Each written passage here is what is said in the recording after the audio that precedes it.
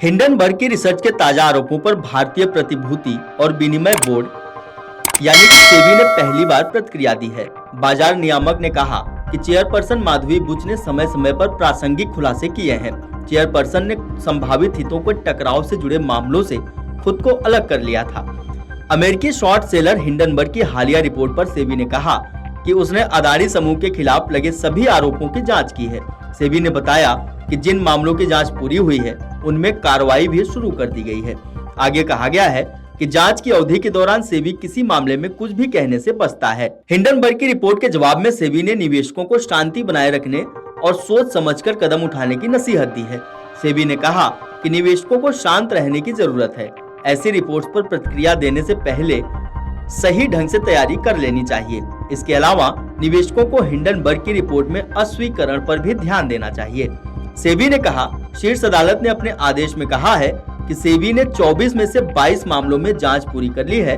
3 जनवरी 2024 को शीर्ष अदालत ने कहा था कि सेबी ने अदानी समूह के 24 मामलों में से 22 मामलों की जांच पूरी कर ली है।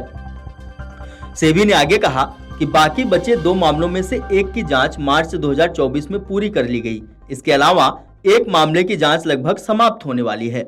आपको बता दें कि जनवरी 2023 में हिंडनबर्ग रिसर्च ने अदानी समूह पर निशाना साधते हुए एक रिपोर्ट जारी की थी।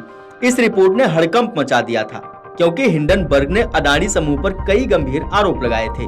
जनवरी 2024 में सुप्रीम कोर्ट ने अदानी समूह द्वारा स्टॉक मूल्य में हेरफेर के आरोपों की जांच एसआईटी को स्थानांतरित करने से इनकार कर दिया था। इसके अलावा शीर्ष अदालत ने सेबी को 3 महीने के भीतर 2 लंबित मामलों में अपनी जांच पूरी करने का निर्देश दिया था।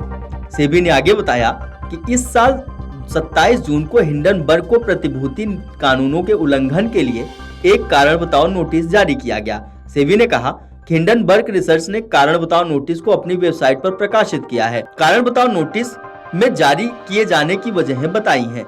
इस मामले में कार्रवाई जारी है।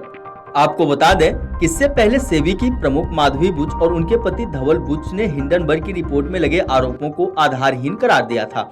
उन्होंने आरोप लगाया था कि अमेरिकी शॉर्ट सेलर हिंडनबर्ग द्वारा सेबी की विश्वसनीयता पर हमला किया गया है। इसके अलावा बाजार नियामक ने यह भी कहा कि हिंडनबर्ग की रिपोर्ट में सेबी की प्रमुख माधवी बुच के चरित्र हनन की कोशिश की गई है।